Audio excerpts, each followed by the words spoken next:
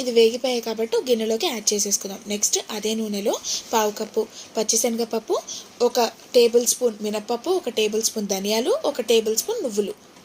So ఈ 3 ingredients వేపుకోవాలండి. నువ్వులు మనం అప్పుడే వేయకూడదు. తర్వాత ఎండుమిర్చి 20-25 దాకా వేసుకోవాలండి. సో అవన్నీ వేగిపోయాయి కాబట్టి నెక్స్ట్ ప్రాసెస్లోకి వెళ్ళిపోతాము. సో చూసారు కదా, చక్కగా ఎర్రగా వేగిపోయాయి. ఇప్పుడు నువ్వులు, ఇది కూడా 1 టేబుల్ స్పూన్ తీసుకున్నాను. ఆలోపు చింతపండు నానబెట్టేసుకుందాము నీళ్ళలో. ఇవి వేగిపోయాయి కాబట్టి నెక్స్ట్ ప్రాసెస్లోకి వెళ్ళిపోదాం.